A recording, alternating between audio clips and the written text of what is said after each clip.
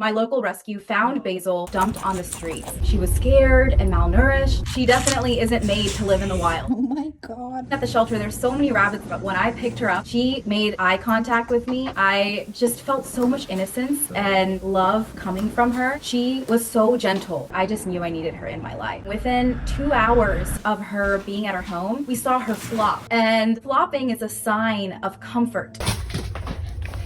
I learned how to communicate with her because they are prey animals. They're not naturally going to trust big creatures like humans. But if you sit on the floor with her and play with her, that helps with the bonding process. I've set up my home where we have a table that's low enough to where I can eat from the floor and sit down on the floor. She sometimes thinks I'm one of her. If I go into the bedroom, she will want to follow me to the bedroom. And even when I come outside, she'll come out too.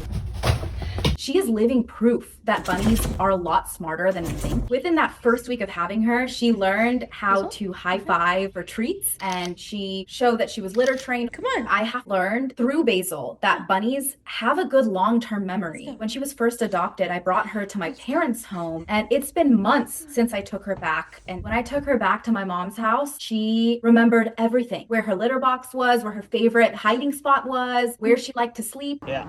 Get in. She knows if a food isn't for her. If I'm eating pasta or rice, she might come up curious, but then she gets one sniff and then she freaks out and runs because she knows it's not her banana or her apple. Anytime we leave, she'll kind of just lay and keep her eyes on the door. I have a camera set up in our home. She will just be in one place. Usually she's roaming from room to room, excited, but she lays and she's waiting, and then she's like, oh, you're here. She will run up and hop up on her legs. So it makes it very hard to go on vacation or leave when we know she's home. I would not recommend bunnies to be a starter pet. You can't just get a bunny and just have them in a cage and think they'll be happy. There is a lot of requirements to give them the personality, the fun personality that Basil has, is because she feels safe and free enough. There's just so much I've learned through having Basil. For example, carrots, you think of Bugs Bunny, but actually carrots, you shouldn't feed bunnies carrots often because that would lead to diabetes. And making sure your bunny goes to the vet and gets spayed and neutered is actually the biggest step to litter training. I feel like bunnies are extremely misunderstood animals. I think about how your pet